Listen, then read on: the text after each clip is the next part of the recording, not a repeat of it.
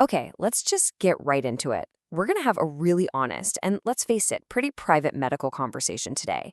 It's all based on a question that I guarantee countless men have asked themselves, but probably only in silence. Is self pleasure still a healthy practice for your body after you hit 50, 60, or even 70? For decades, there's been so much baggage around this topic, a lot of myths and just outdated cultural guilt. Have you ever had that quiet little voice in your head wondering, am I messing with my hormones? Am I actually damaging my prostate?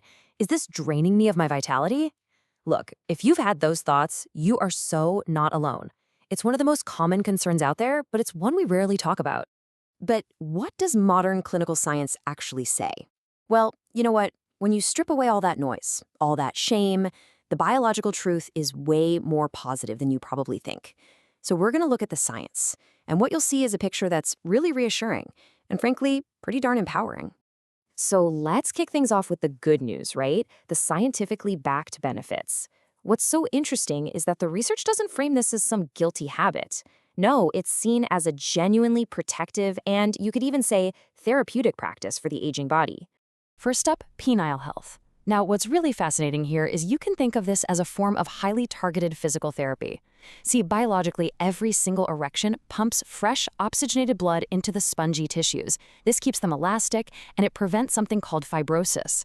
That's basically a hardening of the tissue that can lead to a loss of size and strength. It's like any machine, really. The more you keep the parts moving, the more reliable they stay. And that leads us to a huge one, protecting your prostate. The act of ejaculation isn't just for pleasure, it has a real physical function. It literally flushes out old fluid, stagnant toxins, and other inflammatory stuff from the prostate ducts, so you're not damaging your prostate. According to the science, you are actively cleaning and protecting it. And that cleaning action leads to this, just a staggering number. A major study from Harvard found that men who ejaculated frequently, we're talking around 21 times a month, had a 33% lower risk of developing prostate cancer. Think about that. This is knowledge that should just erase fear and replace it with a feeling of empowerment. You're taking an active role in your own health here. And hey, the benefits don't even stop there. I mean, think about what else is going on. The muscle contractions during orgasm, that's a free internal workout strengthening your pelvic floor. It causes a massive drop in cortisol, that's your main stress hormone. It floods your brain with feel-good chemicals like dopamine. It helps you become more in tune with your own body. And it can even be a powerful, totally natural sleep aid. But look, with any medical tool, health is always about balance. So we have to look at both sides of this, what we're calling the clinical coin. On one side, it can absolutely build and maintain your body. But on the other, it can cause some harm if it's not approached consciously. So let's flip that coin over. Now, this next section isn't about fear at all. It's a practical guide. We're going to look at the potential risks and, more importantly, exactly how to fix them. This is all about making sure this practice stays healthy, beneficial, and serves your overall well-being. Let's start with a really common physical risk for older men, skin microtears. As we age, our skin just naturally gets thinner. It loses collagen. So too much friction without the proper care can cause these tiny microscopic tears, which can lead to inflammation and even infections. And the fix for this? Oh, it is incredibly simple and totally actionable. First, always, and I mean always, use a high-quality water-based personal lubricant. And second, just treat the skin in this area with the same care you would any other sensitive part of your body. That's it. It's a super straightforward way to completely avoid this risk. Okay, here's another potential risk, and this one is neurological. It's all about the brain. If you use the exact same routine, the same grip, the same pressure every single time, your brain chemically adapts. It gets used to it. And suddenly, only that one specific touch works, and you might feel almost nothing with a real partner.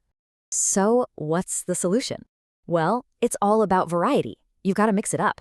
Change your technique, alter the rhythm. The key is to keep your brain's neural pathways guessing. That way, you stay sensitive to all different kinds of touch, which is absolutely crucial for intimacy with a partner. Now, this one is a massive clinical red flag. If you can easily perform solo, but you consistently have trouble with a partner, please do not just blame it on age. This can sometimes be your body signaling underlying health issues, things like diabetes, severe vascular disease, or even low testosterone.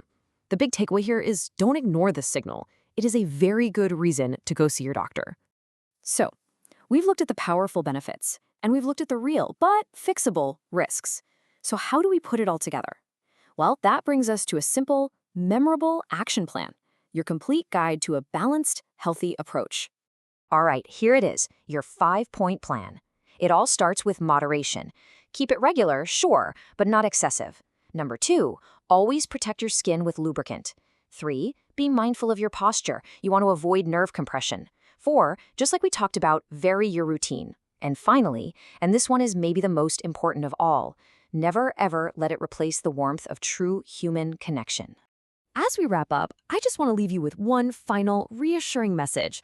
This is all about replacing decades of old myths and, locker room talk with clear scientific understanding. I want you to let this one sink in. The medical sources are crystal clear on this point. There is absolutely nothing shameful about keeping your body healthy. Science is on your side.